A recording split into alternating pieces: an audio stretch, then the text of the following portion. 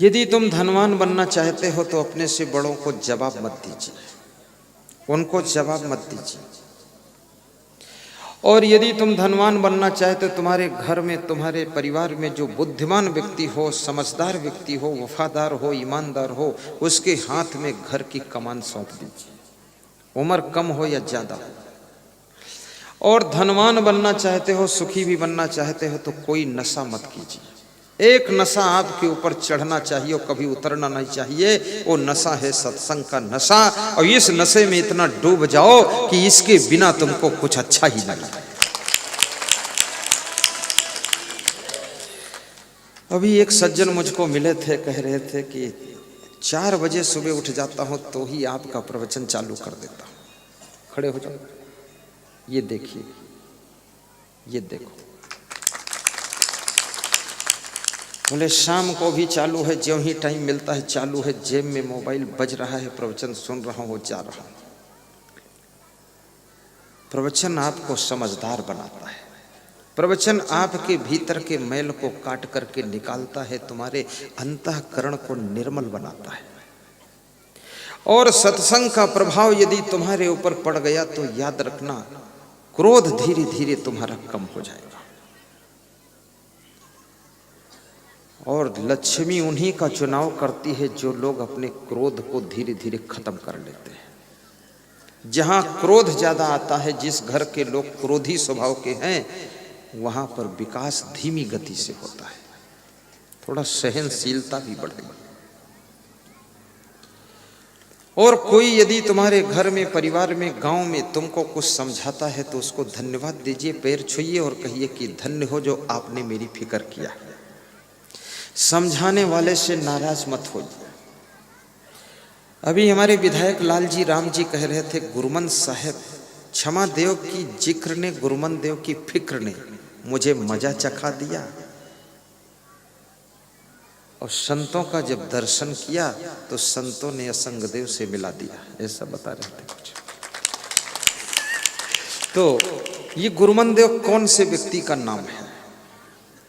उनको मैं छोटा गुरु मानता हूं, हालांकि मेरे मेन गुरु श्री क्षमा देव, लेकिन गुरुमन देव उस संत का नाम है जो आश्रम के संचालक थे और जो सबको डांटते थे। डांटते बहुत थे, हट फट करते थे, तो उनकी डांट और सबको समझाते बहुत थे। और सबसे ज्यादा मेरी फिक्र किया उन्होंने। शायद उन्होंने अपनी जिंदगी में किसी की फिक्र इतनी नहीं किया होगा जितनी मेरी किया है। और वे कहते थे, आश्रम बने न बने, विकास हो न हो, लेकिन तुम अगर सही बन गए तो दुनिया का बहुत बड़ा उद्धार करोगे। और सबसे पहले उन्होंने मुझे सभी काम सिखाया। आलू के खेत में सिंचाई करना सिखाया, वहां पानी में खड़ा करते थे, इधर पानी काटो उधर काटो, 8 घंटे वहां काम लिया कुछ देर।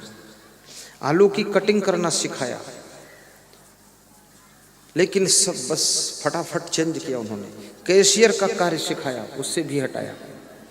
मार्केटिंग का कार्य सिखाया, तो मुझे सब्जी खरीदने ले गए मार्केट में। तो जब गाड़ी से उतरे वो, मैं भी उतरा, तो सब्जी मंडी में जो सब्जी बेचने वाले थे, जब उन्होंने हमको देखा तो बोले, बाबा हमारे यहाँ आओ, हमारे यहाँ आओ। मेरे से बोले, तो मैं सब्जी मंडी में खड़े होकर प्रवचन सुनाया 20 मिनट, तो 1-2 कुंटल सब्जी हमको फ्री मिल गई और दक्षिणा भी 200-400 मिल गई। उन्होंने सब्जी खरीदा जा करके और हम सब फ्री, दक्षिणा और सब्जी सब भर गया। तो बोले अब तो मार्केट नहीं आओगे। मैंने कहा क्यों? बोले बहुत प्रभावशाली व्यक्ति हो। जिस दुकान पर भेजते थे वहां दुकानदार को प्रवचन सुनाता था, हमारा काम सब फ्री होने लगा। तो उन्होंने कहा अब तुम प्रवचन करोगे। तो प्रवचन में उन्होंने लगाया और बोले तुम ऐसा प्रवचन करोगे कि 1000 वक्ता में से तुम टॉप हो। तुम शर्माते क्यों हो, संकोच क्यों करते हो? बोले ये शास्त्र याद करो, इसको पढ़ो। फिर बोले हमको पढ़ना नहीं आता है, लेकिन तुम पढ़ो और तुम कुछ बनो। हम तो जैसे कि तैसे हैं, उतना बुद्धिमान नहीं है, बुद्धि नहीं, विद्वान नहीं, तो जो जो पढ़ने को दिया, गीता पुस्तक कहा पढ़ने को, तो मैंने 2 घंटे में गीता के 29 श्लोक याद करके सुनाया हुआ। बहुत खुश हो गए, बोले प्रवचन दीजिए। तो राजस्थान में लाकर मुझे पहला प्रवचन करवाया। तो राजस्थान में जो भक्तगण आए थे उन्होंने मेरे 42 प्रोग्रामों की मांग किया, और भक्तों ने कहा कि इन्हीं का प्रवचन दूसरे दिन होगा, दूसरे का नहीं होगा। तो वहाँ जब हम सफल हुए तो हिम्मत बढ़ी, मनोबल बढ़ा, और प्रवचन करते करते मेहतवाड़ा में भी हम आकर पहुँच गए। शारीर रहनी सिखाया, ज्ञान सिखाया, बैठने का तरीका सिखाया, बात बात पर समझाते थे, लेकिन हम कभी उनको रिप्लाई नहीं करते थे, सुन लेते थे। और वे कहते थे हाथ थोड़ा धीरे उठाया करो, हाथ थोड़ा जल्दी जल्दी मत उठाओ। बोलते थे धीरे मत बोला करो, थोड़ा आवाज़ तेज करो। कभी बोलते थे जल्दी जल्दी मत बोला करो, स्पीड कम करो। अब यदि हम उनसे नाराज हो जाते तो शायद हम सीख नहीं पाते। माँ बाप सिखाना चाहते हैं अपने बेटे और बहू को कि हमसे ज़्यादा ये बेहतरीन व्यक्ति तैयार हो जाए, लेकिन बेटे बहू जब नाराज होना शुरू कर देते हैं तो माँ बाप अपने मन को मार कर रह जाते हैं कि अब जैसे होंगे बुद्धूनाथ बनने दो, अब ज़्यादा लफड़े में मत फंसो। इसलिए उनकी सुनना भी चाहिए। और ये भी याद रखना, अगर बेटा आपका परफेक्ट है, बहू इफेक्ट है, तो उसमें नोक झोंक फालतू निकालो भी मत। अगर आपकी भैंस सही दूध दे रही है तो डंडा मारने क्या काम। घोड़ा सही चल रहा है तो चाबुक लगाने क्या काम। फिर तो मुस्कुराइए दूर से बैठकर।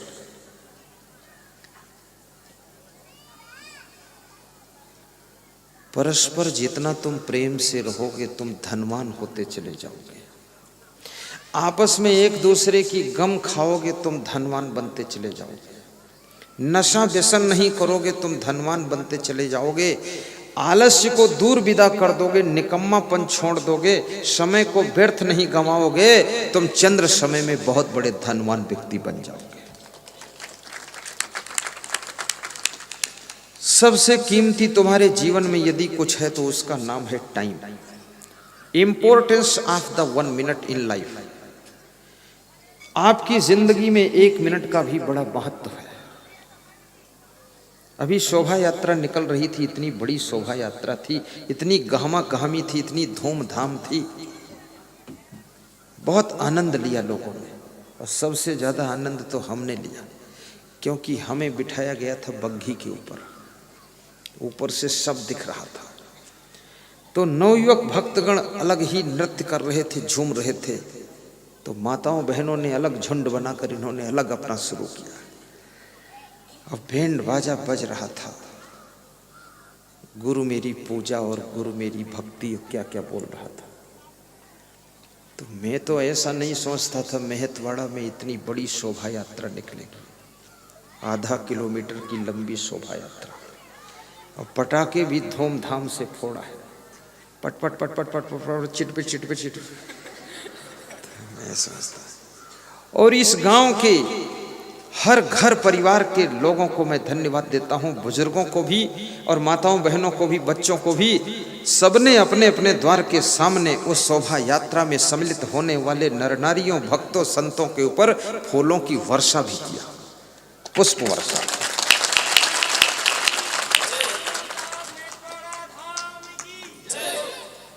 कई लोगों ने तो माला भी हमको पहनाया, और इतने समझदार लोग हमारे ऊपर फूल नहीं फेंकते थे, समझते थे गुरुदेव के वस्त्र थोड़ा।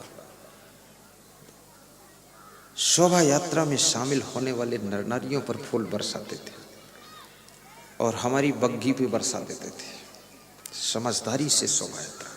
और ढोल भी जोर से बज रही थी।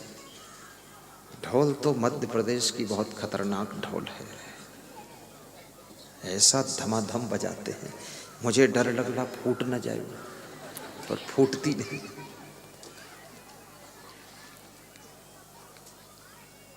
और जिन जिन भक्तों ने इस प्रोग्राम को सफल करने के लिए, इसकी व्यवस्था के लिए, मंडप की सेटिंग के लिए ये सारे खर्चे के लिए, प्रसाद वितरण के लिए और माइक व्यवस्था के लिए, वीडियो शूटिंग के लिए अपने अपने तरफ से चंदा दिया है। उनको व्यास गादी बहुत बहुत आशीर्वाद दे रही है। और जिन्होंने संकल्प लिया है कि दूंगा, उनको भी व्यास गादी धन्यवाद देती है।